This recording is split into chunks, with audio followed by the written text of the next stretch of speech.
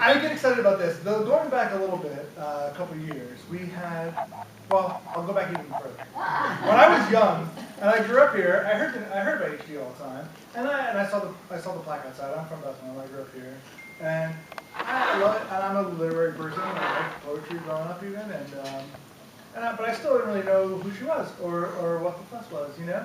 And even after I got this position here, and I started, hosting a number of community events and these types of things, I still wasn't totally up on it. And then we hosted a lecture with Seth Mogan from the University and a colleague of his, Jenny Highest, and they were both HD scholars. And the title of the presentation was "Why We Fell, or How We Fell in Love with HD and Why You Should Too," I think. And so it was a scholarly lecture, but it was also like, if you know Seth, like his enthusiasm was just unbelievable, and it got us so excited about her and her work and this new generation of scholars that was discovering her legacy and elevating her to her proper place in literary history and Bethlehem history and so on. And I just mentioned that day, it happened to be September 11th, the day that Seth was giving his speech, and so everyone's in a, we were in a certain mood, in a certain reflective mood, in a certain sadness, and also then, the way Seth talked to me about HG's experience with war and violence and her vision for a better world. And it was somehow the combination of the date and the speaker and the audience that was there, we all felt like it was a really magical fall night. So that was really the beginning of my sort of deeper involvement. I said to Seth, kind of jokingly afterwards, that we should have a Hilda Doolittle statue out front.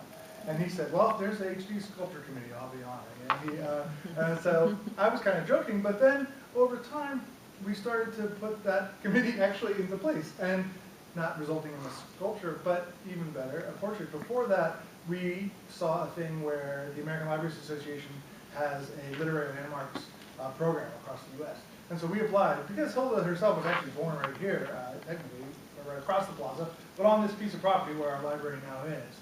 So we applied to the American Library Association to have this building dedicated as a national literary landmark in honor of Hilda Doolittle. And so Seth and some of his colleagues from Lehigh helped us with that application and that process. And Scott Gordon from Lehigh wrote the text that is now the plaque out front. So we received that designation as a literary landmark, and that was very exciting. And then we worked with Jenny Gorain and Doug Royston from Touchstone Theater and another sort of group of community, Doug's group is the Mock Turtle Marionette Theater, and a whole group of other scholars and artists and literary lovers, and we put together a whole year of Hilda Doolittle. The year of HD was just completed 2019, where we had a whole year's worth of presentations, book talks, lectures, dealing with different avenues of her work, and like connecting her work to the environment, or to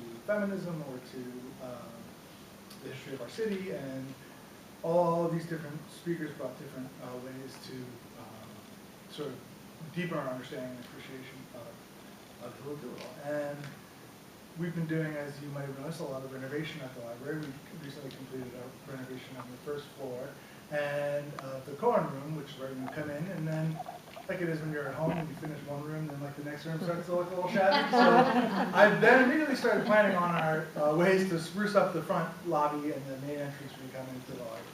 And we decided, rather than getting a statue out front, that we would get a portrait of her that seems like an appropriate place for her to hang above the circulation desk. And it's right there. The portrait there now is Roland Adams, who was the publisher of the Express Times, who was instrumental in the building of this building. It was like a Kickstarter of its time, because he wrote in the paper, if the community donates, I think it was, it's $250,000, he would match it with his own money.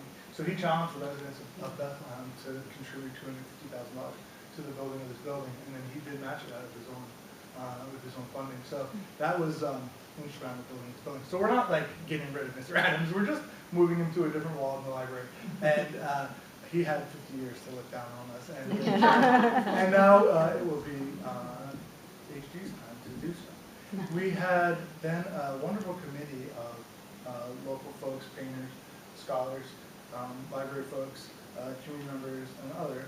And I'm sure, as you all know, there's a wonderful community of artists artists in the Lehigh Valley. And so we started spreading the word that we were looking for an artist to paint this portrait of H.T. And we received a really exciting number of submissions from all sorts of different artists from the area.